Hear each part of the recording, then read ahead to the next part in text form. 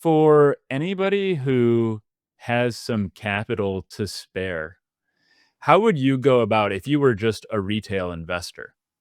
Which you're not, but if you were just a retail investor, how would you go about trying to leverage these great advances in AI and AI driving a lot of future economic gains through investment? Well, I mean, I am an investor and doing stuff, but look, I think part of it is when you invest in capital, you're trying to invest in things where, you it's like public market, you buy a share at a dollar, you hope the share price goes up, etc. Part of how you choose things is the pattern of where you think technologies, products, and services will be successfully delivering the future behind people who are or organizations that are building them, and you think they're going to be economically differentially successful. That's the abstraction of that. And I think that part of that is to be thinking investing is a competitive game. It's like, for example, you hire some people to be lawyers, not others. You hire some people to be doctors, not others. I can't say, "Hey, I'm a doctor, pay me to be a doctor." It's not just because of licensing, it just doesn't work that way. So it's like, well, where do you have a differential like edge in investing? Um, do you have access to a certain pool of talent? Do you have a better kind of judgment? Do you have a better understanding of a market? All of that kind of goes into it. And part of how, AI is changing all of that.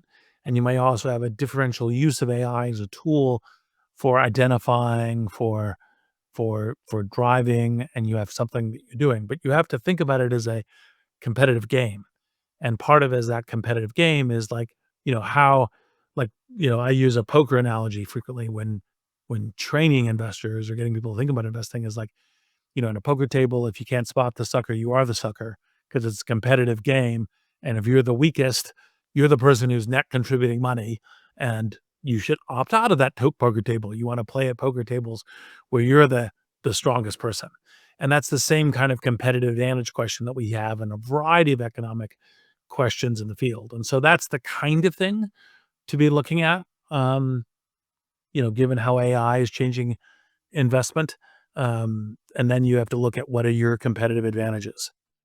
Well, it sounds quite broadly like the person that I am describing, the random retail investor, they're not going to have the competitive edge when it comes to investing in AI. So it sounds like I'm putting words into your mouth here. You would say find some place where you have a competitive advantage. If you work in, I don't know, the textile industry, maybe cotton futures are your game, but unless you're close to Silicon Valley in some way, maybe tech isn't the right space for you to be investing in. Or if you knew the cotton industry, for example, do you understand how the AI technology wave is going to transform the cotton industry and what bets you would take or not bet because of that? Right.